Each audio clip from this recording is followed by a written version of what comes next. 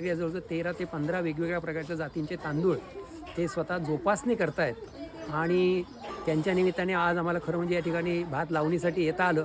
हे आमचं भाग्य. आमच्या छोट्या छोट्या मुलांना या ठिकाणी भात कसा लावावा, भात कसा कापावा, त्याच्या जाती काय आहेत हे अत्यंत चांगल्या प्रकारचं ज्ञान त्यांनी दिलं.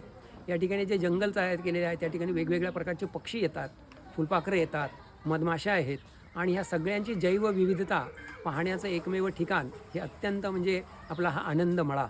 आनंदमळ्याचं दुसरं अत्यंत महत्त्वाचं वैशिष्ट्य म्हणजे या ठिकाणी प्रवेश केल्यानंतरच आपोआप आपल्याला शुद्ध हवा मिळाल्यामुळे फ्रेश वाटायला लागतं आणि आपल्या फुफ्फुसांची क्षमता वाढतेच, आरोग्य आपलं वाढतं आणि अत्यंत सुंदर आणि पवित्र वातावरणामध्ये आल्यासारखं आपल्याला या ठिकाणी भास होतो. त्याचप्रमाणे त्यांनी जो काही स्वयंपाक बनवला होता तो अत्यंत सुंदर. खरं म्हणजे इतका सुंदर स्वयंपाक आपल्याला घरी आपण करत असतो, परंतु त्यांच्या हाताची चव अत्यंत चांगली. असे सगळ्या वातावरणामध्ये खरं म्हणजे हा एक अनुभव प्रत्येकाने घ्यावा असं एक ती विहीर जी आहे आणि तिकडे जसं पाणी भरतात ते खूप आवडलं आणि मला इथे फिशला खाऊ द्यायला पण खूप आवडलं आणि मी दिला सुद्धा खूप दिला.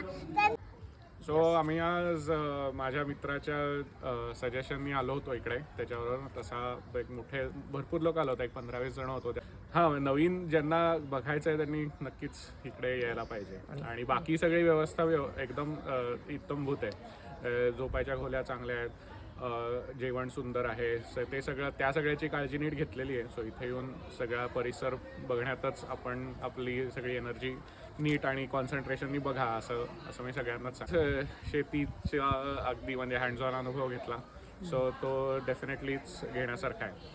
आणि पण मी म्हणेन तो एक भाग आहे. बाकी भाग आहे म्हणजे शेती बघण्यात पण एक म्हणजे खरंच खूप शिकण्यासारखं आहे. आज पहिल्यांदा ॲक्च्युली भात लावतात कसा, काढतात कसा रोप आणि त्याचं रोपचं नर्सरीमधून ह्याला शेतात कसं लावतात ह्याची कम्प्लीट प्रोसेस मिळाली आणि मस्त जागा आहे. नक्की बघायला या. थँक्यू. आणि भात मी अशी मोनी घेतली आणि थोडीशी 2 रोपं काढून अशी थोडीशी अशी लावली खाली